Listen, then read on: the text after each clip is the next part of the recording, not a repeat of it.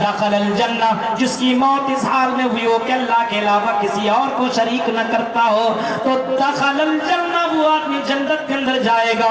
اور جس کی موت اس حال میں ہوئی ہو کہ دنیا کے اندر وہ اللہ کے علاوہ کسی اور کو بھی شریک کرتا تھا، وَمَن مَّاتَ يُشْرِكْ بِاللَّهِ شَيْئًا دَخَلَ النَّارَ، فرمایا کہ وہ جہنم کے اندر جائے گا۔ اللہ کے علاوہ دوسروں کے اوپر بھروسہ کرنے والے بہت سے لوگ آپ کو ملیں گے، شادی کے بعد بیٹا بیٹی نہ ملے تو ذرا غور کریے میرے بھائیوں، ہم اور آپ اسی دنیا کے لیے سب کچھ کر رہے ہیں۔ اللہ کے نبی صلی اللہ علیہ وسلم قرآن کی آیت کی تلاوت کر رہے تھے، الہاکم التکاثر حتی زرتم المقابر کلا سوف تعلمون ثم کلا سوف تعلمون۔ اس آیت کو پڑھ رہے اور اللہ کے نبی کہتے ہیں لوگوں سنو، آدم کی اولاد اپنے آپ کو باقاعدہ یہی کہتا ہے کہ میرا مال میرا مال، مالی مالی، میرا مال میرا مال۔ اور میرے صحابہ، کیا تمہیں معلوم ہے، کیا تم جانتے ہو کہ تمہارا مال کیا ہے؟ ابن آدم کی اولاد کا مال کیا تم جانتے ہو؟ صحابہ نے کہا اللہ و رسولہ عالم، اللہ اور اس کے رسول زیادہ جانتے ہیں۔ اللہ کے نبی جواب دیتے ہیں ما اکلت فافنیت، جس کو تم نے کھا لیا پچا لیا وہی تیرا مال ہے۔ او لوگوں ذرا سنو، جو کھا لیا آپ نے وہی تیرا مال ہے۔ او لبست فابلیتا، اور جو تم نے پہن لیا اور اس کو بوسیدہ کر لیا، جو کپڑا آپ نے یوز کر لیا، جس کپڑے کو آپ نے پہن کر کے آپ نے پھاڑ لیا، بوسیدہ کر لیا، پرانا کر لیا، وہی تیرا مال ہے۔ او تصدقت فامضیتا، اور جو تم نے مال اللہ کے راہ میں خرچ کر لیا وہی تیرا مال ہے۔ اور بینک بیلنس میں جمع، بینکوں میں اپنے پیسہ کو جمع کرنے والوں، تجوریوں میں اپنے زیورات کو بھرنے والوں اور بینکوں میں پیسہ جمع کرنے والوں، وہ تیرا مال نہیں ہے، وہ تمہارا مال نہیں ہے، کیونکہ جب تم مر جاؤ گے اس مال کے پر کوئی اور قبضہ جما لے گا، کوئی اور قبضہ جما لے گا۔ اس وجہ سے میرے بھائیوں، اس زندگی کی فکر کرنے کی کوشش کرو۔ سوچئے آپ ہماری زندگی کیسے کٹ رہی ہے؟ نہ نماز کی فکر۔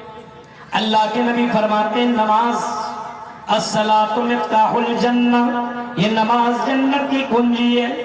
یہ نماز مردوں کے لیے، یہ نماز عورتوں کے لیے ہے، یہ نماز علماء کے لیے ہے، یہ نماز کالجوں میں پڑھنے والے لڑکوں اور لڑکیوں کے لیے ہے، یونیورسٹیوں میں پڑھنے والے لوگوں کے لیے ہے، ڈاکٹروں کے لیے بھی ہے، جاہلوں کے لیے بھی یہ نماز، اور یہ نماز جنت کی کنجی ہے۔ اللہ کے نبی صلی اللہ علیہ وسلم فرماتے ہیں قیامت کے دن سب کو جمع کیا جائے گا، اور جمع کرنے کے بعد اللہ تعالیٰ سب سے پہلے اسی نماز کے بارے میں پوچھے گا، اول ما یحاسب بالعبد یوم القیامت الصلاۃ، سب سے پہلے نماز کے بارے میں حساب ہوگا۔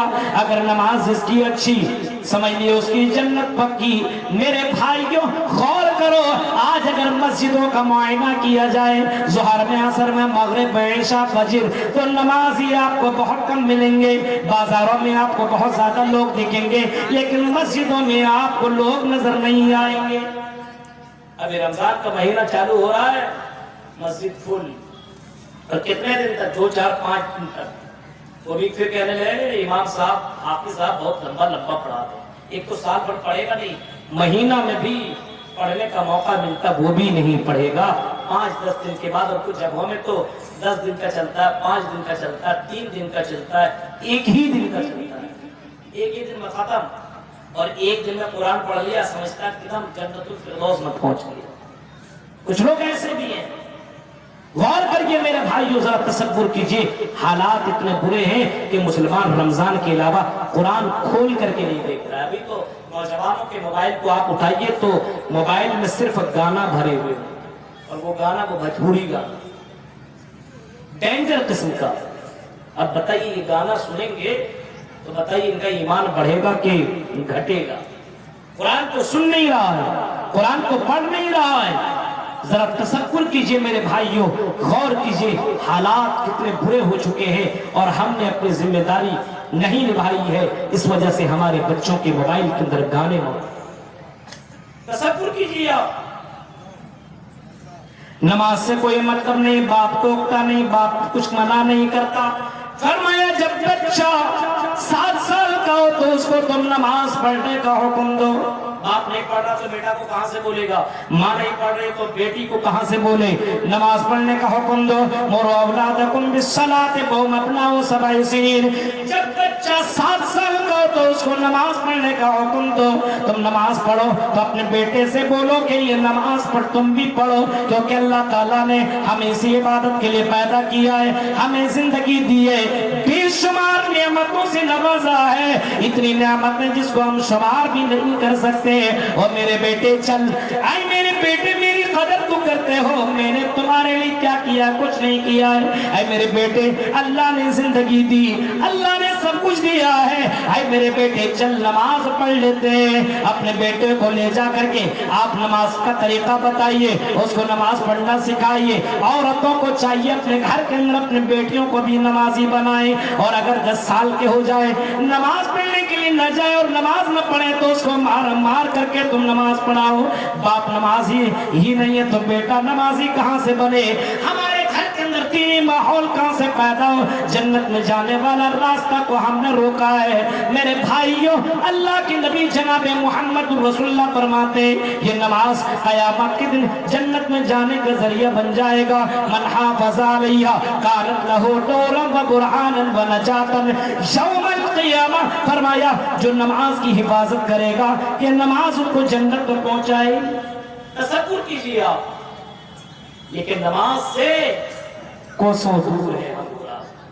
ظہر اثر مغرب عشاء سنیچر اتوار سوموار منگل بدھ ہے اور جمعہ کے دن ٹوپی کرتا پاجامہ لگا کر کے پہنچ جاتے ہیں، ایسا لگتا بالکل ہم پکے سچے مسلمان ہیں۔ دھوکہ دے رہا ہے مسلمانوں کو بھی، اپنے آپ کو بھی یہ دھوکہ دے رہا ہے۔ اللہ کو کیا دھوکہ دے رہا ہے؟ خود کو دھوکہ دے رہا ہے۔ تصور کیجئے میرے بھائیوں، اندازہ لگائیے جنت میں اگر جانا ہے تو نماز کی پابندی کرو، اپنے بچوں کو نماز کی پابندی کرو۔ جہنم سے بچنا ہے تو نماز کی پابندی کرو۔ جہنمی جب جہنم کے اندر جائیں گے اور جنتی جنت کے اندر جائیں گے اور اللہ تعالیٰ جنتیوں کے سامنے جہنمیوں کو جب لائے گا تو جنتی جہنمیوں سے ایک سوال کریں گے۔ کیا سوال کریں گے؟ فی جنات یتساءلون عن المجرمین ما سلککم فی سقر قالوا لم نک من المصلین۔ اے جہنمیوں، اے میرے بھائی، اے میرے دوست، اے میرے چچا، اے میرے انکل، اے میرے رشتہ دار، اے میرے خالو، اے میری ماں، بتاؤ تم جہنم کے اندر کیوں چلے گئے؟ دنیا میں تم اپنے آپ کو مسلمان کہتے تھے، تمہارا بڑا پیارا نام تھا، کرتا پاجامہ ٹوپی لگا کر کے گھومتے تھے، تم حجاب میں بھی گھوما کرتی تھی، بتاؤ تم جہنم کے اندر کیوں چلے گئے؟ ما سلککم فی سقر، تمہیں کس چیز نے جہنم کے اندر پہنچا دیا ہے؟ جہنمی چیخ کر کے جو جواب دیں گے وہ پہلا جواب یہ نہیں دیں گے کہ ہم نے مال بہت جمع کیا، یہ جواب نہیں دیں گے کہ ہمارے پاس بہت زیادہ بینک بیلنس تھا، بلکہ جواب یہ دیں گے لم نکو من المصلین، ہم نماز نہیں پڑھا کرتے تھے، نماز سے ہم دور رہا کرتے تھے۔ پہلا جواب۔ کیا یہ نماز مولویوں کے لیے صرف ہے؟ غور کرو میرے بھائیوں، تصور کرو اللہ کے نبی کو یہ نماز اتنی زیادہ پسند تھی، آپ نے فرمایا قرۃ عینی فی الصلاۃ، او لوگوں میری آنکھوں کی ٹھنڈک نماز ہے۔ نماز اللہ کے نبی کو بہت ہی زیادہ پسند، یہاں تک کہ آپ نے فرمایا اگر جنگ بھی ہو رہی ہو، میدان جنگ کے اندر بھی لوگ دو جماعت بنا لیں، آدھی جماعت جنگ لڑے اور آدھی جماعت نماز ادا کرے، اس وقت بھی نماز معاف نہیں ہے۔